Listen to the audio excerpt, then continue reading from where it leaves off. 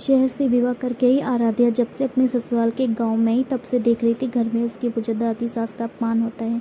घर में उसके पति रमेश के अलावा उसकी सास दादी सास थी, बस 4 लोगों का परिवार। उसने ये बात अपने पति रमेश से कही तो बोला, ये घर की औरतों का मामला है, मैं इसमें क्या कर सकता हूँ। आराध्या समझ गई जो करना है उसे अकेले करना है। जब भी उसकी सासू माँ दादी सास का अपमान करती वह विचलित हो उठती। उसकी मायके में उसके पापा मम्मी दादी का कितना ख्याल रखते हैं और यहाँ एक बड़ी बुजुर्ग का तिरस्कार हो रहा है। वक्त पर खाना ना देना, बेवजह बातें सुनाना, चलते हुए ताने कहना। आराध्या को लगता उसने अपनी सास पर इस पर बात करनी चाहिए, मगर फिर मन में आया कहीं मैं ये सास से सब कहूँगी तो सासू माँ अब दादी माँ का तिरस्कार मत क्या करो तो कहेंगी कल की बहू आकर मुझे उपदेश दे रही है और बात बजाय बनने की बिगड़ जाएगी। आखिर उसने एक उपाय सोचा। वह रोज अपने काम निपटाकर दादी सास के पास जाकर बैठ जाती और उसके पैर दबाने लगती।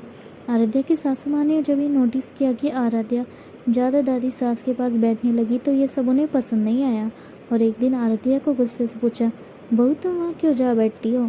आराध्या ने अनजान बनते हुए पूछा, माँ जी कुछ काम है आपको बताइए ना। काम को छोड़ पहले ये बता तुम वहाँ क्यों ज़्यादा बैठती है।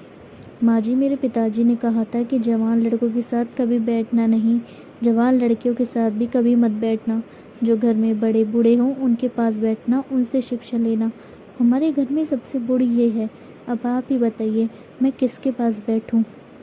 तुम्हारे पिताजी ने कहा था ये वहाँ के तौर तरीके हैं, हमारे घर नहीं चलेंगे, यहाँ तो हमारे तरीके ही चलेंगे, समझी। माँ जी मुझे भी यहाँ के तौर तरीके सीखने हैं, इसलिए तो मैं उनसे पूछती रहती हूँ कि मेरी सास आपकी सेवा कैसे करती है, ताकि मैं भी आपकी तरह आपकी सेवा कर सकूँ। अच्छा तो क्या कहा बुढ़िया ने। माँ जी दादी जी बोल रही थी कि अगर मेरी बहू समय पर भोजन दे, मुझे ताने ना दे, तो मैं उसे ही सच्ची सेवा मान लूँ।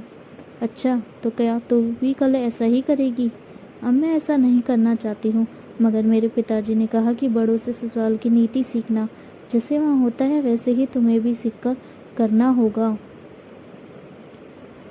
आराध्या की बात सुनकर सास डर गई कि ये तो सब क्या है। यदि मैं अपनी सास के साथ जो बर्ताव करूँगी वही बर्ताव ये मेरे साथ करेगी, ये तो कल मेरे बुढ़ापे में मेरे लिए खतरनाक हो सकता है।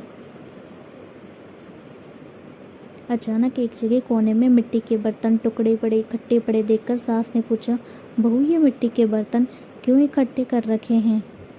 आराध्या ने कहा, आप दादी जी को ऐसे ही बर्तनों में भोजन देती हो, इसलिए मैंने पहले ये बर्तन जमा कर लिए, ताकि कल क्या मतलब तो तू मुझे कल को मिट्टी के बर्तन में भोजन कराएगी।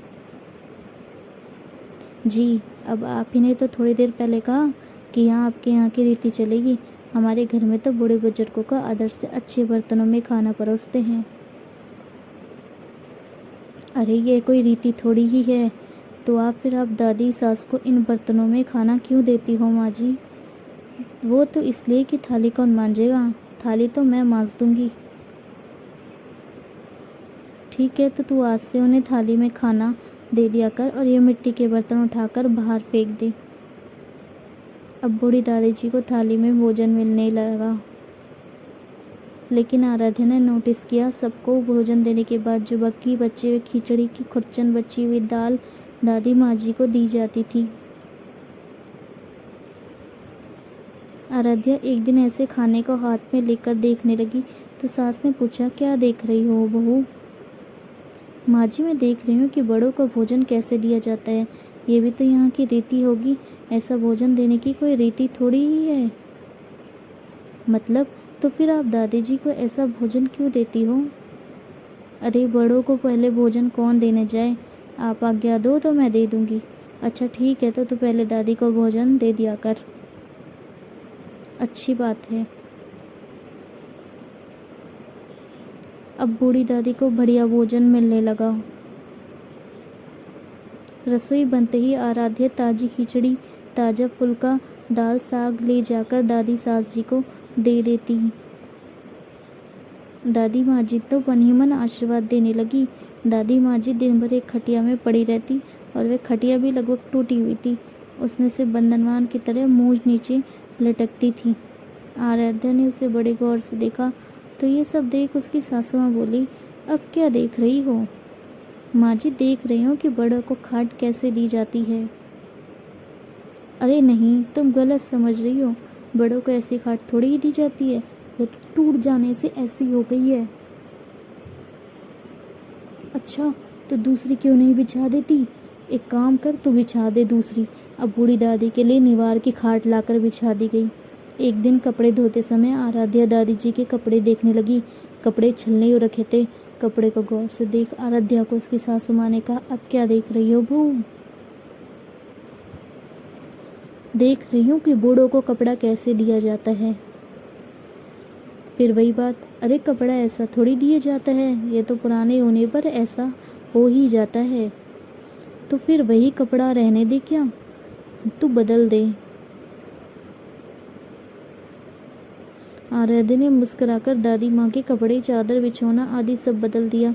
उसकी चतुराई से बूढ़ी दादी की माँ का जीवन सुधर गया। दोस्तों, ये सब बातें आपको पुराने ज़माने की लग रही होंगी, लेकिन ये सच भी है, क्योंकि आजकल तो बहू मुँह फट होकर सामने से विरोध कर सकती है ऐसी गलत रीतियों का, तौर तरीके का। मगर इस पोस्ट का असली मकसद आपको ये बताने का था कि कहने भर से ही असर नहीं पड़ता, बल्कि आचरण का असर पड़ता है। जैसे आपको करते हुए देखकर लोगों को सीखने का मौका मिलता है, अपने वर्तमान में अपना भविष्य देखने का। असल में जैसा बोगे वैसा काटोगे, यहाँ तो समझदार बहू ने समझा दिया। मगर यदि आप समझ नहीं चाहते तो कल होने वाली आपकी परिस्थितियाँ आप वर्तमान आपका में ही तय कर ही रहे हैं। दोस्तों, अगर आपको ये कहानी अच्छी लगी हो तो प्लीज़ मेरे चैनल को लाइक और सब्सक्राइब कीजिए, ताकि आपको इसी तरह की और कहानियाँ अच्छी मिलती रहे। And thank you so much for watching. Thank you once again. Keep watching, keep subscribe.